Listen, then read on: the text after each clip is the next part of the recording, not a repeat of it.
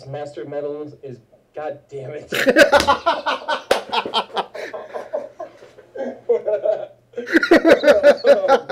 Hey.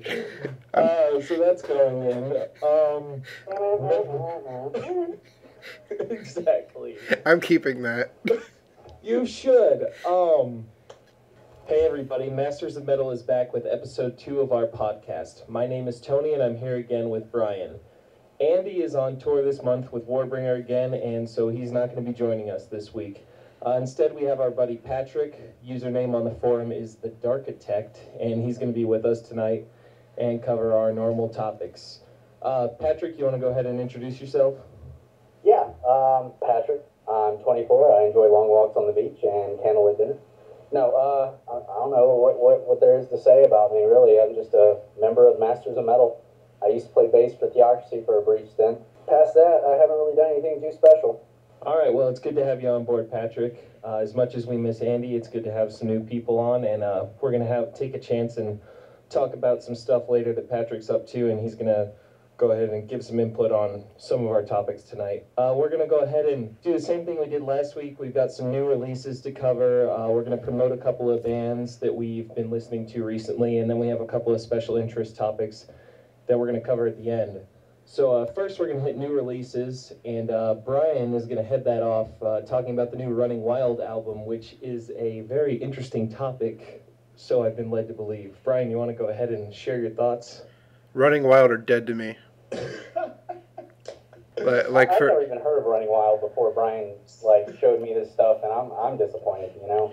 I've listened to Rogues in Vogue now, and I can say it's actually not as bad as people say it is, but if you check out Shadowmaker, this new shit, it really is that bad. It is one of the worst things I have ever heard. I heard some of it, and I have to say I got about 2 songs in before I wanted to shove an ice pick in my ear, so it was not great. It sounds like Euro Bro beach metal. Beach metal is a good way to put it. I mean, it almost sounds trendy in a couple areas, like Beach Boys gone metal. It's ridiculous. Compared to the Black Hand In album that Bryan showed me, it didn't sound like the same band to me. It sounded like the singer wanted to write a crappy solo album. Well, it's basically a solo album. Well, a lot of the last few Running Wild albums were solo albums, basically, but Roenwolfe has just gone over the deep end, and he shouldn't even call it Running Wild anymore, because it's not even a metal band at this point. I think that only had 3 songs on it that I would call metal, and only I'd say one of them was worth listening to, and that's the title track. Mm-hmm. It's not worth even listening to. You shouldn't even download it. Don't pirate it. It's not worth your bandwidth. It's not worth it to pirate metal because it's not pirate metal anymore. It's not pirate metal at all. It's fucking Billcore. Yeah. It went from pirate metal to rock and roll from the seaman. Yeah, that's what it sounded like. I gotta admit, I was actually excited to hear this record, and then Bryan heard it and told me it was horrible, and it was like finding out Santa Claus doesn't exist. I mean, Black Hand In and Death or Glory, those are all extremely classic albums, and Running Wild has such an amazing sphere of influence, it's really sad to see them take a turn for the worse. Well, I mean, I can thank it for making me check out Rogues in Vogue finally and realizing that it's not as bad as people say it is. But that's about it. Shadowmaker is not Running Wild to me. Running Wild died to me when they broke up. Yeah, I'm going to have to go ahead and agree. I didn't listen to the whole album, but I heard enough. I don't know how much more we can possibly say about how bad this is. I don't think it's. I think we've made our point. Don't give any money to Running Wild unless you're purchasing something that was published before 1995. Yeah, Masquerade is the last good Running Wild album. Yep. Black Hand In or get the out. Death or Glory or get the fuck out. Well, with that said, Patrick, I know you wanted to talk about the new Accept album. You want to go ahead and share your thoughts? You know, Accept Stalingrad, it was underwhelming in comparison to the previous release. This could pretty much be summed up as the B-side to Blood of Nations. It's Accept. It's not as powerful as last one, and I think they may have fed off that momentum a little too much and wanted to release another album as fast as they could, and it produced somewhat of an average, non-astounding album. So it's acceptable? Yeah, it's acceptable. It's Accept. I mean, it's not as good as Blood of the Nations, but it's not bad. It's not terrible.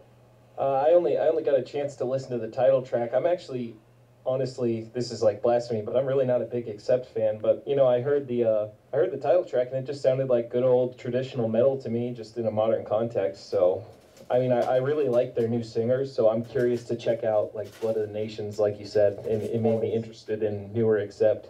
It's great because Andy Sneap did a world of wonder for them. Well, if Andy Sneap's involved, then I definitely want to check it out. I'm always a fan of usually anything he does. Yeah, the sound of the recording is actually really good. Purely on a studio standpoint, I would say check it out just for ear candy. Mm-hmm. But no, I agree with you. It's very much traditional metal in a modern sense. It's basically just Accept without Udo Dirkschneider and with some other dude who sounds just as good to me. I think he sounds better, honestly. I mean, maybe that's Mike or Mark Tornillo or something like that. But he does sound great. Yeah, I like his sound with the new band. It fits them a lot better with this current iteration of their sound. Yeah. It's not that I'm shitting on Udo Dirkschneider either, because I really like old Accept and I like his distinct flavor that he brought to the band. Yeah. No, I agree with Patrick. This new album is sort of like everything that wasn't good enough to be on Blood of the Nations, but it's still high quality material. It's worth checking out. Definitely. I will definitely check it out, or probably check out Blood of the Nations first, though, based on this. Yeah, I would recommend checking out Blood of the Nations before you check out Stalingrad. Definitely. All right, well, I'll go ahead and talk about the album that I've been listening to. Secrets of the Moon, they're a black metal band. One of our forum users and somebody who frequents Epic Rock Radio turned me on to them, and I guess they've had a pretty extensive career.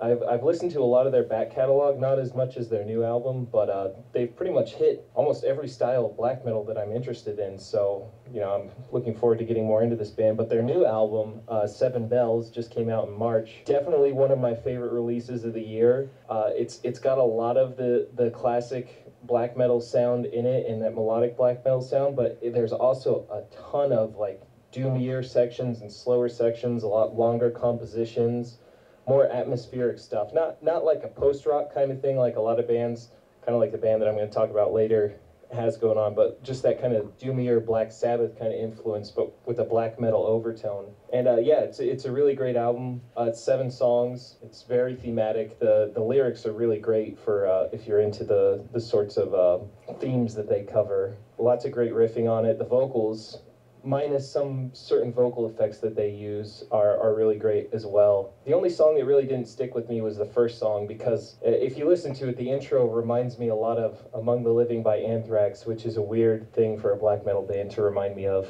just saying. But yeah. I was going to say, yeah, I was reminded of that too, and I didn't even talk to you before this. That's kind of funny.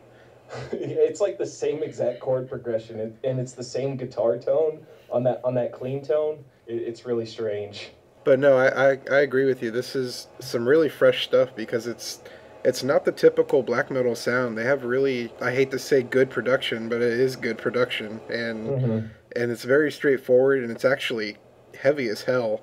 Definitely. I mean, if I was going to compare it to anything, I would probably compare it to the last Dissection album, Re in Chaos, which we talk about all the time, but yeah. I think the real heaviness of it, it's not as mellow death as Re in Chaos, but just the sound of it, it's not your traditional black metal, but it's definitely got that black metal flavor to it. Mm-hmm. And especially in the vocals, the guy sounds just like John. It's like if you had Re in Chaos, but instead of making it a melodic death metal album, it's more like in a doomier direction, I think, more atmospheric. Yeah, definitely. I think I am probably the least knowledgeable person of black and death metal on the forums, and pretty much probably of anybody on Earth.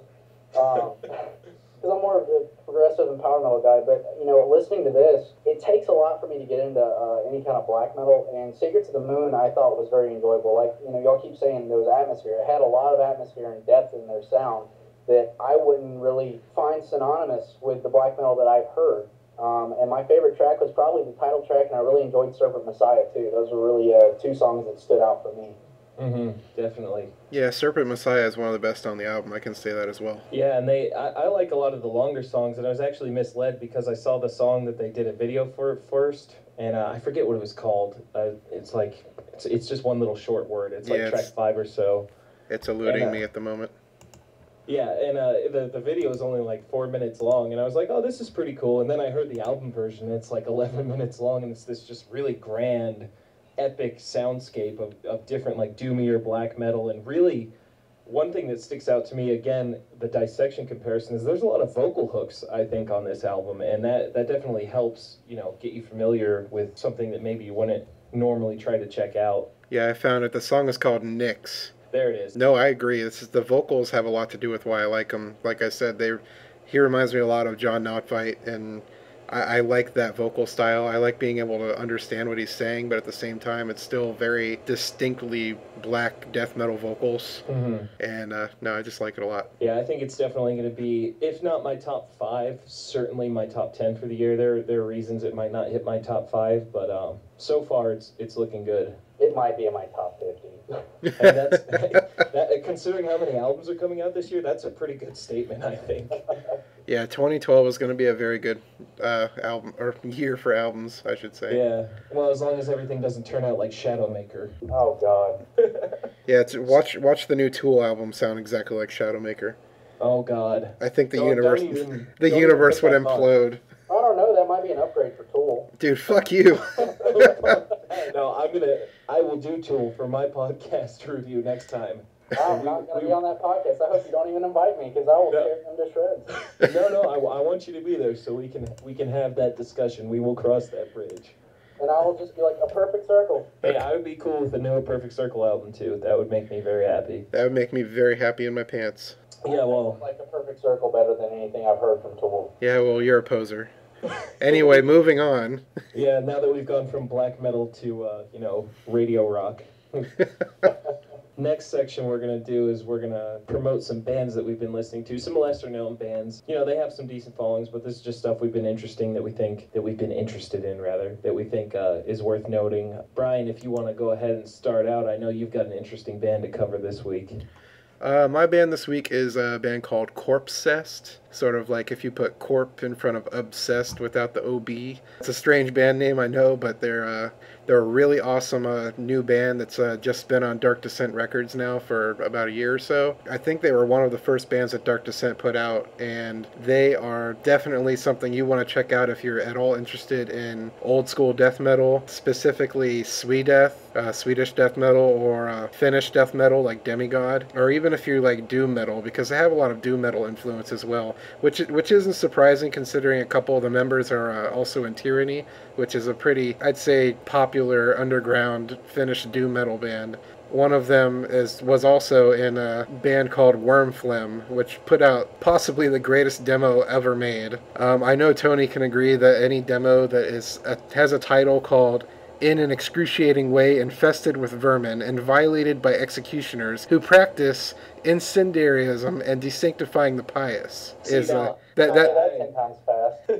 I actually, that's why I found this band interesting, because I had been, I got that demo however long ago it came out, 7 or 8 years ago, and I knew of Wormflem, and the thing that I like about Corpsessed is they bring over a lot of those doomier sounds from their other bands. So you have that really old school Swedish death metal sound, but then you also get these nice little really dark sections that are slow, and they're like a more sinister version of Obituary at times like that, and a more technical version, and also the production also lends itself to it, because it really fits that kind of torturous atmosphere. Yeah, the production is so damn just evil and dark sounding and heavy as fuck. Definitely.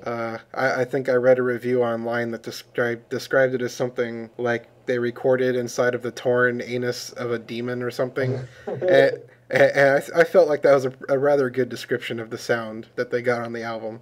Why would I want to listen to something that's described like that? Why wouldn't you want to listen to something that's described like that? That appeals to my interests, at least. But either way, I'm trying to say just the sound itself, without even knowing the lyrics or what's going on, is terrifying. Without even sounding like Wormflem, which was more got into like the drone metal side of things. This is just straight up Swedish death metal, Finnish death metal, just gory sounding, just really nasty. Well, that's why I like it, because while it does have those slower, more torturous atmospheric parts, it also kicks you in the face quite a bit, and it has a lot of those faster, just old school death metal riffs, and there's a lot of bands trying to go for this sound, I think, nowadays, this sort of revival of that older death metal sound, and I think Corpsest is one of the few that actually gets it right. If you want to check them out, they're on Facebook. You just check out Corpsest, Corpsessed. You should be able to find them rather easily. Their first and only release so far is called The Dagger and the Chalice. And like I said, that was on Dark Descent Records. It's actually only an EP. They don't have a full-length album out yet. But if you want to check them out, then definitely check them out on Facebook. So if you're interested in Corpsest, then this is the first actual song on the album. It is called Crypt Infester.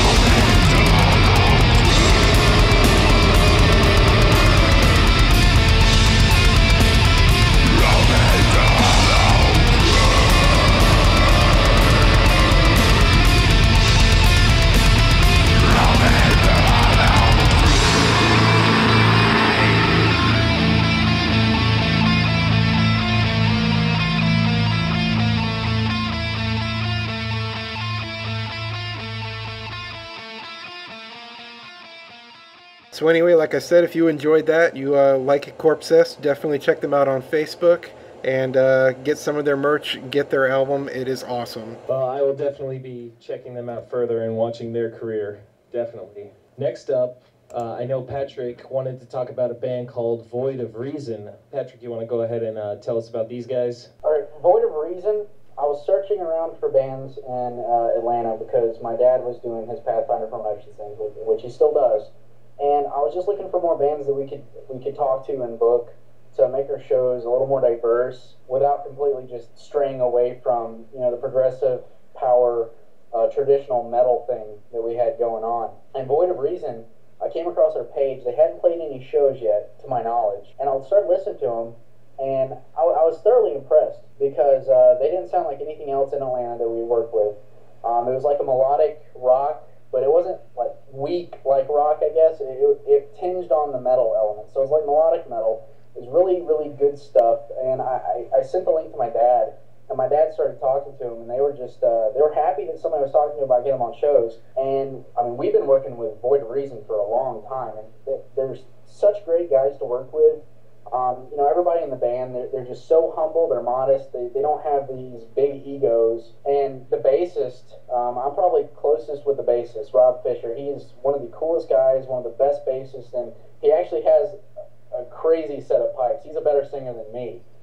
He just won't admit it. This band they're phenomenal. I mean, they're not the most insane, musically challenging thing for your ears to pick up on, but it's really good music. They have 2 albums out, one self-titled. My favorite song on that would be Kamikaze. And then they have another album, Time for Change, that came out, I can't remember when exactly. I think it was maybe last year or the year before that. And it has really good songs on there. And I just actually put in shared with y'all 2 new songs that they haven't even released yet. And it gets better every album. Like, their sound just keeps improving and getting better and more in tune. No, I agree that the 2 songs that you were gracious enough to share with us, which we won't talk about the titles or anything, but I can definitely say what the direction they're going in now is definitely better than what they had on Time for Change. And I'm not saying Time for Change wasn't good, because I've listened to that album a ton of times in the last few days. But they're going in good places, and I hope that they get some recognition because they deserve it. They're putting out some really good melodic metal right now, and people need to hear them. They've actually been, I should add this in, they've been on every single Pathfinder Metal Fest that we've had. And they're going to be on this one coming up as well. And I also should add that the first album, and they can flame me if they want to if I'm wrong, but I believe I've talked to their singer before, and he told me that the first album wasn't even written for him to be a vocalist on. It was written in the mind of some other guy. So I think that's another reason why it's getting even better, because they're getting more in tune with each other, as time goes on. It wouldn't surprise me because it seemed like everything gelled a lot better on Time for Change, and his vocals especially complemented the music a lot better, and he sounded really damn good on that album. Yeah, and the vocalist is really what drew me to this band when he showed him to me, and I think it's pretty rare nowadays to find these littler bands, especially in your own local scene, that actually have singers that are that competent. I mean, I don't know how it is where you guys live, but I know out here in Arizona, every band is a screamer band, and not that that's bad. Obviously, we like that kind of stuff, but to find that kind of raw vocal talent is a very rare thing, and it jives really well with their music, and it's good to see a band of that nature. And also, as far as their musicians go, I like that their guitarists, they have a nice way of blending kind of more modern, heavier metal riffs a lot of the times in with that traditional, powery, kind of progressive sound. And at times it actually reminded me of Threshold. You might not agree with that, but I caught flares of that at times. So definitely a band I'm interested in hearing more of. It's actually a really good comparison, I think. I think they would find that as a compliment. Yeah, that's a pretty good comparison, Tony. I don't know if they are quite as straightforward as Threshold. They still have a little bit more of that progressive flavor in there. Definitely. But no, I would definitely say if you like Threshold, then Void of Reason is a new band to come up if you want to check them out. And they also have their website that you can go to, and they're on Facebook. They're on Reverb Nation. I mean, you just look up Void of Reason or VOR, and I mean, they're sure to pop up. Yeah, if you guys want to check that out, www.voidofreason.com. Were we going to play a track from them? I think I'm going to go ahead. I'm going to play the title track from their last album, Time for Change. Excellent. Hope you enjoy.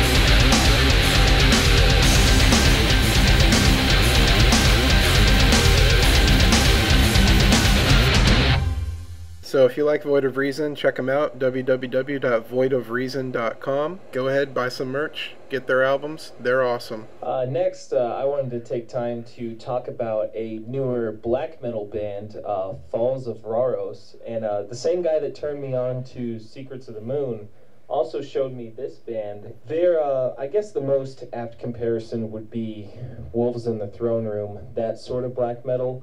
But I like this band because I think that they do some things that other bands in this newer kind of nature-oriented black metal, they do some things better, honestly. While they have that kind of longer composition post-rock influence, they're also very folky at times, and there's lots of layering of like different acoustic instruments throughout their music and throughout their compositions that serves to make it a lot more interesting and puts them a step above their contemporaries, I think. So their last couple of albums, I haven't listened to their first album very much, but their last two albums have been very much in this vein, and it's really refreshing to me because a lot of people slag on these newer black metal bands. They call them like hipster black metal bands, things like that. But I think that Falls is definitely taking a step towards maybe making that sort of black metal more acceptable in communities like ours. And I definitely like their very melodic approach, but they still have a lot of echoes back to classic black metal and a lot of tropes from folk metal that fit really nicely in their music. And then their name is a Lord of the Rings reference, so that's just automatically good. Yeah, I think your comparison to Wolves of the Throne Room is pretty good for them. I like that a lot of people will call them the East Coast Agalloch, even though Agalloch tend to be more on the somber side of things, whereas Falls of Rauros, like you said, they have a very post-rock influence to them, bordering on drone metal at times, but not quite as extreme as drone metal. And I definitely enjoy their folk influence. I think they have a lot more going for them than this whole movement of hipster black metal going around America right now. Definitely. I think they're one of the bands that really we should be watching as opposed to most of the movement. Yeah, and I really honestly don't even feel comfortable including them in that movement just because I think they stand out so much, but I can understand why people might lump them in. But I think they're definitely a step above their peers. And I think one of the things when I listen to it is, I couldn't get that into it, but what they're doing is really good.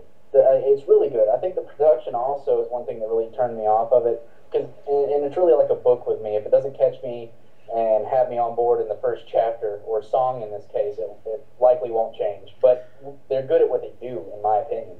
Yeah, if you're one of those people who just can't get into the production sound aspect of black metal, then you're definitely going to have trouble getting into Falls of Rauros, because a whole lot of their sound depends a lot on that very trebly, muted sound of most black metal releases. And it lends a lot of the atmosphere that they need for their sound, but at the same time it's going to separate them from a lot of fans who don't listen to black metal because of that sound. Whereas, bands like Secret of the Moon, who we were talking about earlier, they don't stick to that sound, and they're a lot more accessible, I think, because of it. Yeah, and it might change in the future, because I've noticed that over the course of their albums, the production has gotten a lot better, so maybe it's just a financing issue, I don't know, but I'm sure at some point that might change. Either way, I think they sound fucking awesome, and yeah, definitely. I enjoy their music a lot. Yeah, if you guys wanna check them out, that's Falls of Rauros. That's RAUROS.blogspot.com. I'm not sure if they have a Facebook or a website, but I do know that is sort of their main hub. So if you guys want to check them out, that is definitely the place to go. Right now, I'm gonna go ahead. I'll play a track off of their newest album.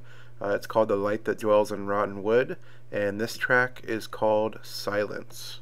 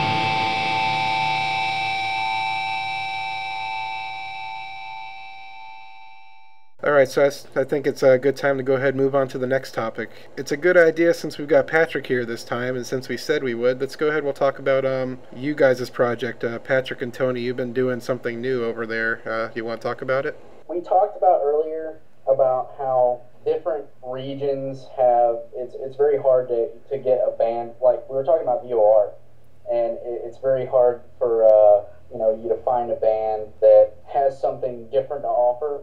Well, I had to go search in Arizona for a freaking guitarist to come up with some music that I could really enjoy writing to.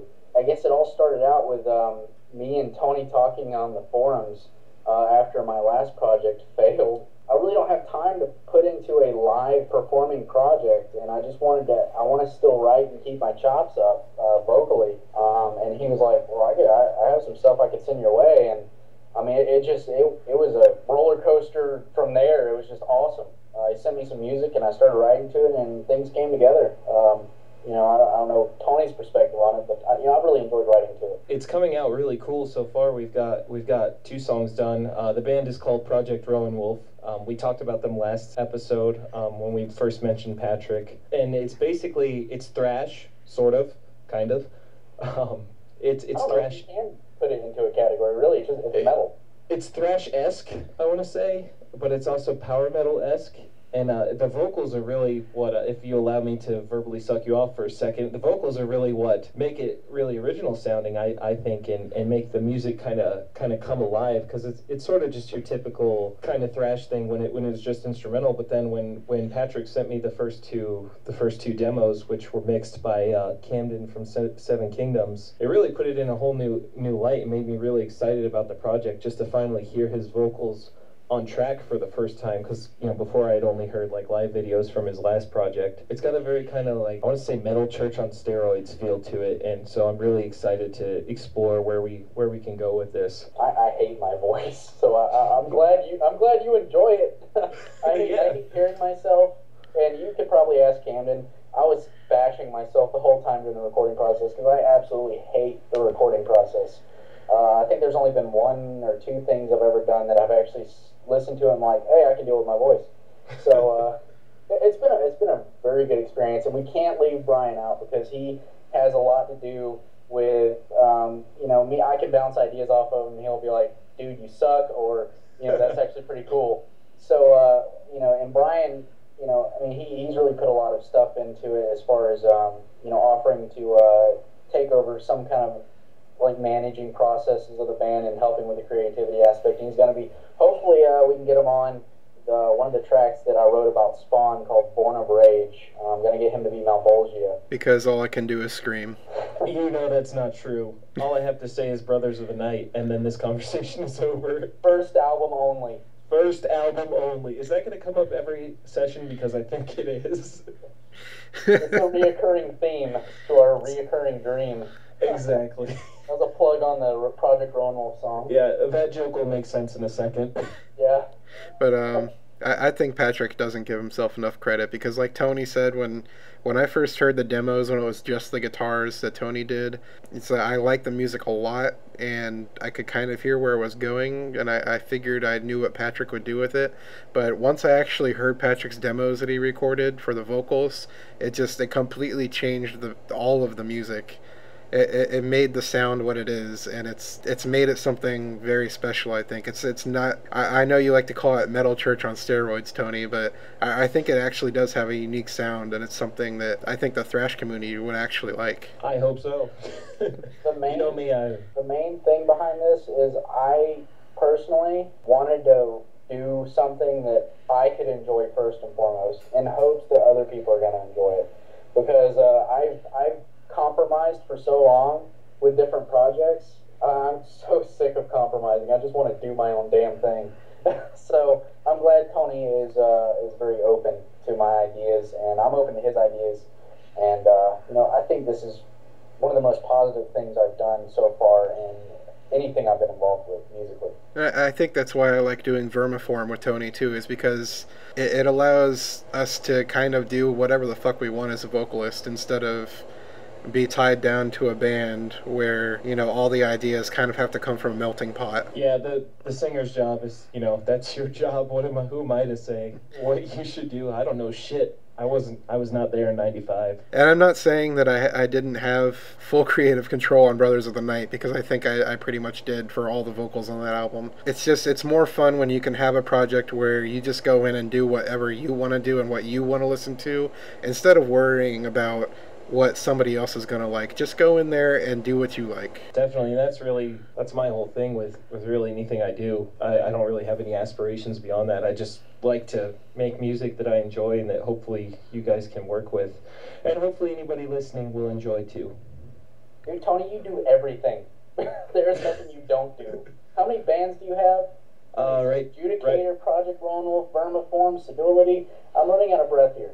Yeah, there's actually another one that I have on hold that's going to be coming up soon. It's a female fronted band. That's another avenue I'm working with. So 5 right now.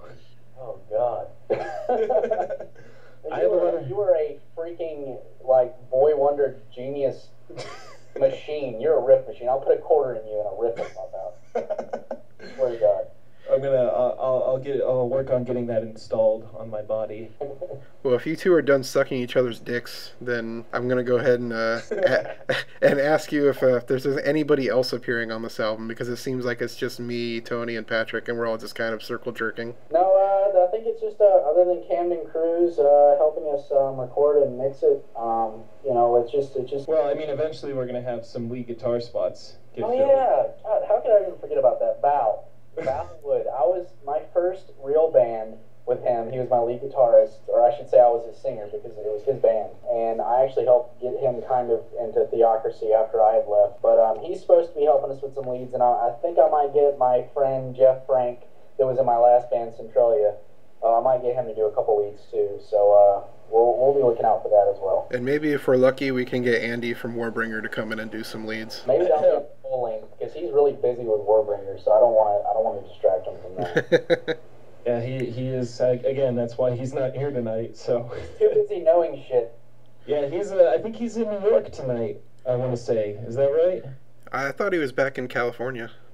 Is he? I don't know. I saw something on the internet earlier. I don't even know. He's around town and he's kicking ass. But I'd say let's go ahead. We'll give you all a preview of what's going on with Roenwolfe. This will be actually the first time that anything's been posted on the internet concerning the band. So right here at the Masters of Metal podcast, you get your first listen at Project Roenwolfe. This is a clip of Reoccurring Dream. Hope you enjoy it.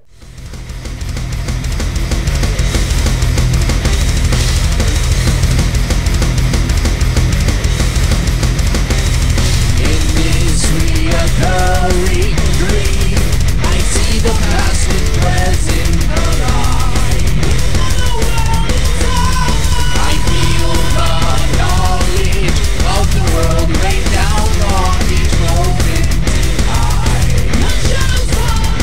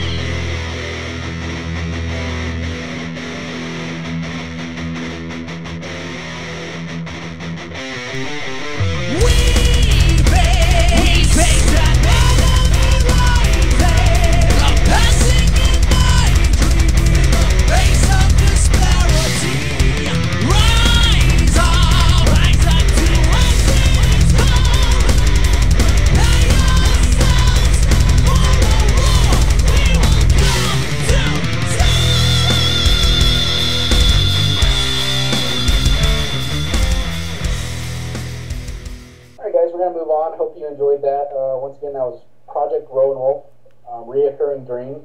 We're gonna move on to talk about my dad's radio show, DJ Hoyt's Metal Empire. It's every Friday night on Metal Messiah Radio. You can Google that. I don't know if it's metalmessiahradio.com. It is. One of you guys. Okay. So it is .com. You know, every Friday night, it's sometimes he does 3-hour shows, sometimes he does 2-hour shows. It starts 7 or 8. You just kind of have to keep up with it week to week. If you want to be added to his email list, you can email me, Patrick_Hoyt at Yahoo, and I'll make sure you get added to his email list for updates. But he plays a lot of good traditional metal. He'll play anything from old school Sabotage and Accept on up to the newer stuff like any Communic or Therion.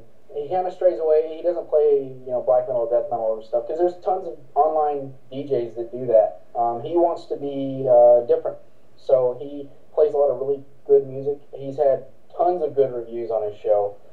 It's definitely worth checking out. So check it out, DJ Hoyt's Metal Empire on Metal Messiah Radio. And also, if you're online and you like to listen to online radio, there's another site that plays a lot of traditional and mainly power metal and progressive metal. That's called epicrockradio.com. And if you're at work and you like to listen to radio at work and you are sick of listening to radio rock and bullshit that's on your local radio, and you can listen to online radio, then check out epicrockradio.com if you're a metal fan, because even if you're not really into traditional and power metal and prog metal, then it's still really fun to get on there. They've got a chat room going, and you actually get to pick what songs get to play. It's not instant, of course. There's a queue to it, but you get to make the requests, and the playlist is entirely user generated. And also, a lot of our forum members come from there, so we share we have kind of a community connection there. So definitely check that out if you get a chance. So that about wraps it up for this week. Again, we'd like to thank the bands that we talked about or let us play tracks. Those bands are Corpsest, Void of Reason, and Falls of Varos. So thank you to all those guys. Glad to have a chance to talk about you guys, and thank you for all the music you make as well. Thank DJ Hoyt's Metal Empire and Epic Rock Radio. And until next time, we are the Masters of Metal, and you don't know shit. See you around town. Posers.